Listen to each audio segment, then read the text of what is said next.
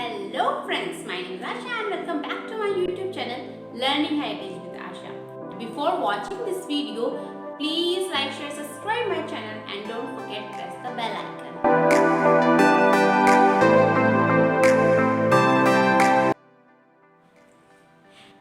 Hello friends, my name is Asha and welcome back to my YouTube channel. So today we're going to discuss about need. What is need? Need basically auxiliary verb और model की तरह use किया जाता है, but मैं आपको आज बताने वाली हूँ कि बहुत डिफरेंट सिचुएशन में डिफरेंट वेज में हम नीड का यूज़ करते हैं। तो आइए चलिए डिस्कस करते हैं कि नीड को हम किस किस तरह से यूज़ कर सकते हैं। For example, need as a main verb. Yes, we use need as a main verb. For example, अगर जो मैं कहती हूँ I need money, I need some water, I need your help, in these sentences I use need as a main verb, right? अब क्यों?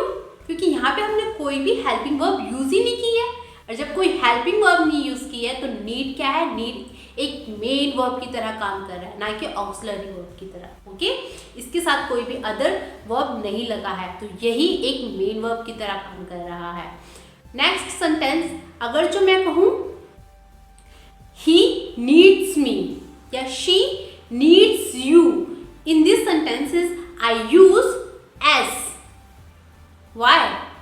Because he is a third singular, okay, third person in a singular form, right? So that's why we use here needs. और जब भी हम as कब लगाते हैं? as तभी लगाते हैं हम प्रेजेंट इंडेफिनिट सेंटेंसेस में, राइट? हम as वर्ब के साथ लगाते हैं प्रेजेंट इंडेफिनिट में। तो इसीलिए हम कह सकते हैं नीड को हमने यहाँ पे कैसे यूज किया है? As a main verb. So that's why we put as with the need, right? I hope you get my point. If you can't, let's just take some examples and you got my point. Okay, let's just have some examples of need as a main verb. Okay, I need some water. In this case, need is used singular form. Okay, singular means इसके साथ इसके आगे कोई भी helping verb या auxiliary verb नहीं है। तो यहाँ पे क्या है? अगर जो यहाँ पे कोई इसके बाद कोई और वर्ब होता तो हम नीड को हम कैसे ले सकते थे? हम नीड को एज अ हेल्पिंग वर्ब ही लेते, बट इसके बाद कोई भी एक्शन नहीं हो रहा है, ये किसी भी तरह की स्टेट नहीं बताई जा रही है। जो हमें मेन एक्शन या स्टेट के बारे में पता चल रहा है वो नीड के थ्रू ही चल रहा है। तो इसीलिए हम कह सकते हैं कि यहाँ पे नीड कैसे यूज हुआ है? As a main verb. And we use here needs. He needs me, उसे मेरी ज़रूरत है। तो नीड को हम मेन वर्ब में किस तरह से यूज करते हैं? As a requirement. Okay, as a requirement, और आपको कोई नेसेसिटी, जब आपकी कोई जरूरत होती है तब हम नीड को as a main verb use करते हैं। Okay, let's take another example.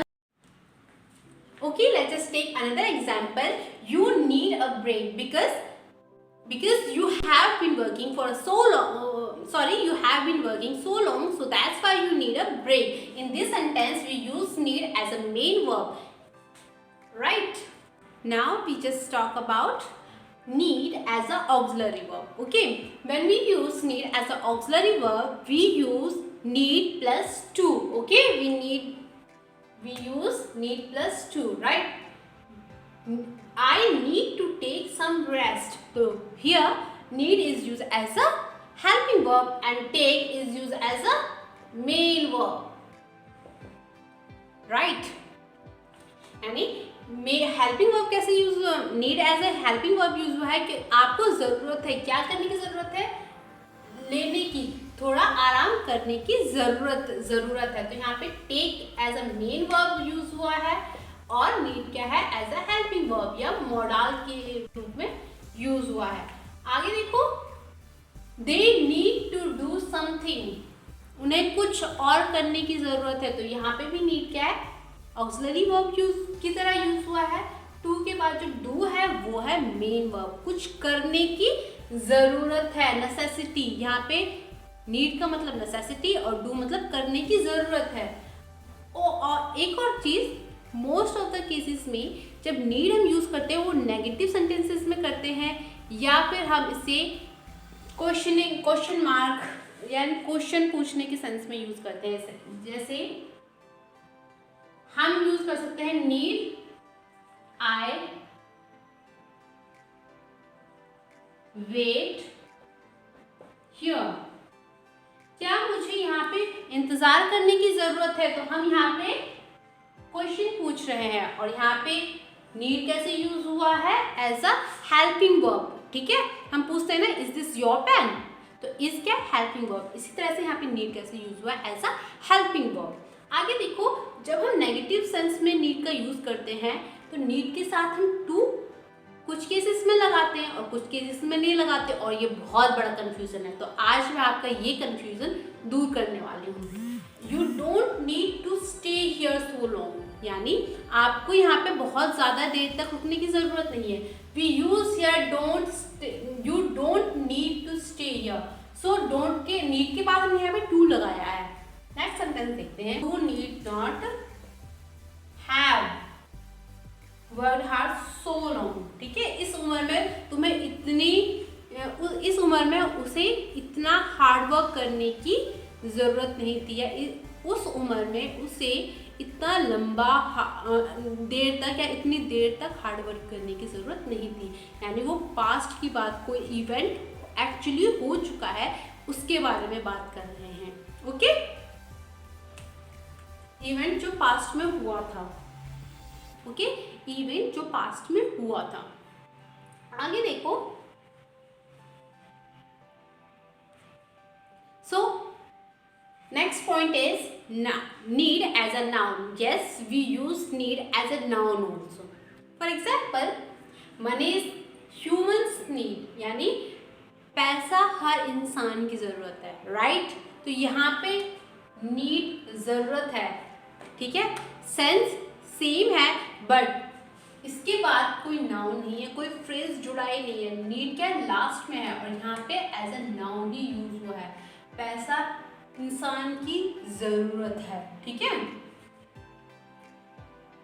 आगे देखो, इसी तरह से food is need, food is our need, हमारी जरूरत है।